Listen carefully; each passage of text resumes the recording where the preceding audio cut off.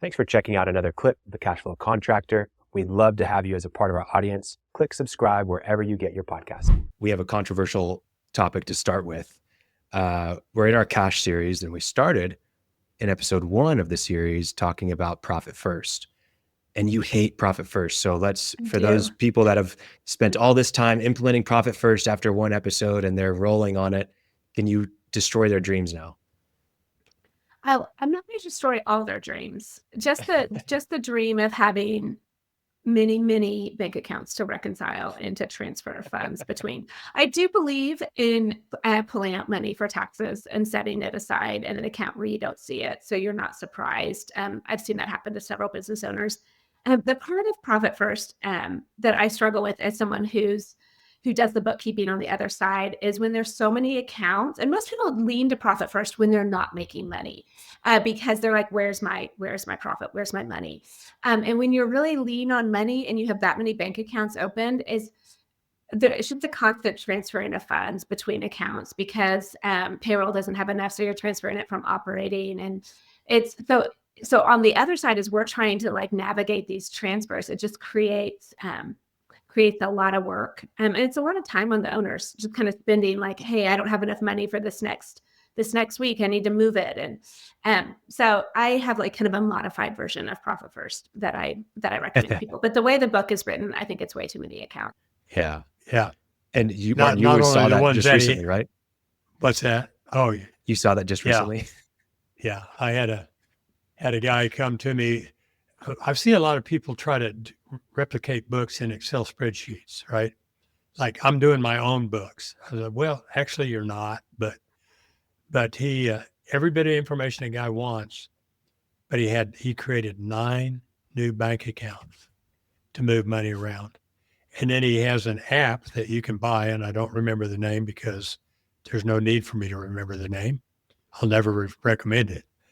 But it makes it connects with your bank, and you set up, I want 70% of my income to go to this. And it goes over there. As soon as it hits over there, 30% of that goes to some, anyway, it just auto transfers. Automatically populates all these 9 accounts. And like Lisa said, if you don't have enough money in payroll account, you go in there and manually undo it. So anyway, just books work. Have a little effort to figure them out, but they work. I think you're right. I will Lisa, say it's a takeaway from profit first is save for taxes. And then if you need to pull your profit, you can pull it, but just keep it. Cause as the business owners, if the business is short on cash, you're the one to put the money back in. So yeah. I think you're right that it's probably most sought after when you're not doing well with cash in general. Yes. But I think it could be, for a solopreneur, like one man shop, it probably is a valuable thing just because your expenses are so low that you hopefully, fingers crossed, don't have to worry about transferring so much, but it just helps you to, I'm setting aside for taxes. And I'm trying to save, to have a dedicated savings account with our profit account and et cetera. But whenever you start thinking about like all the different expenses that could come up, and it gets really mind boggling. So, well, we brought you in to talk about strategy with cash.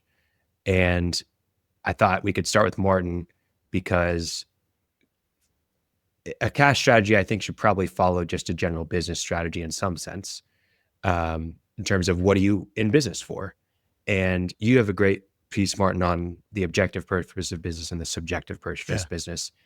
What is the objective purpose? Well, real quickly, right before that, I heard a hedge fund guy from Connecticut, Stamford, Connecticut, that we sold a company to, giving a talk. And he said, if sales and profit were food and water, cash is oxygen. Because you can live for a long time on sales and collecting sales and then maybe making a profit, but you can't make it past Friday without cash. And so that's the impetus behind it. Getting to your question just a second here. The other thing is that I'm sure Lisa has to do this all the time. Profit in your company and cash flow are not the same thing. And they're almost don't have anything to do with each other. They do, because if you don't make a profit, eventually you'll run out of cash. And if you make a lot of money, you think maybe your cash would build up, but they're just different creatures. So then to directly answer your question, I think people have heard it, is that there are as many subjective reasons to be in business as there are business owners. To prove your high school sweetheart was wrong to not marry you, or because you want to help people, or because you don't want to work with, anyway, whatever it is, there, you can do that. But the objective purpose is not sales, it's not margins, it's not profit, it's not profit. It is to turn cash into more cash. Because if you go all the way down to making a great profit, but you don't collect, or if you don't collect soon enough, you can easily be out of business. So that's it. The objective purpose of business is to turn cash into more cash.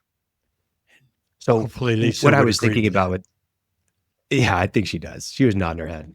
I think where this applies in terms of the subjective informing your strategy a little bit, there's general strategies just to like be a healthy business, right? But you probably have a purpose for starting. Hopefully you have a purpose for starting your business. Maybe you wanted to be your own boss. Maybe you wanted to do something in the community. Like you said, Martin, there's subjective reasons, but know why you're in business. We've talked to people before that essentially have built a high risk job for themselves and they became an electrician, but they don't really like being an electrician. They did it and now they want to do all these things on the side. Well, why not work for someone else and not take on all this risk where you have to meet payroll and all the other things that come with being in business, and just be an electrician, do those things on the side. So that's kind of one thing. The next thing is a lot of times people maybe start a business and then they pull money out to fund different ventures. Maybe they're trying to become a real estate investor. You need to be wise in how you do that because you can end up taking on debt in your business and then having cash that you go and invest in real estate, and it can get messy, right? So I think it's important to start, like with any strategy, why are you doing what you're doing? And then let's talk about our cash strategy, right? Thanks for checking out a clip from the Cashflow Contractor. We have full episodes where we go deep on topics that help you grow a construction business that runs without you so you can have less stress, more time, more money. Now, we've got other videos, other clips, but if you want to check out the full episode for this clip, you can click wherever our editor put it. It might be here, it might be there, it might be over my face, I don't know. But thank you for checking us out. We'd love to have you as a part of our audience. So subscribe or check out a full episode wherever you get podcasts.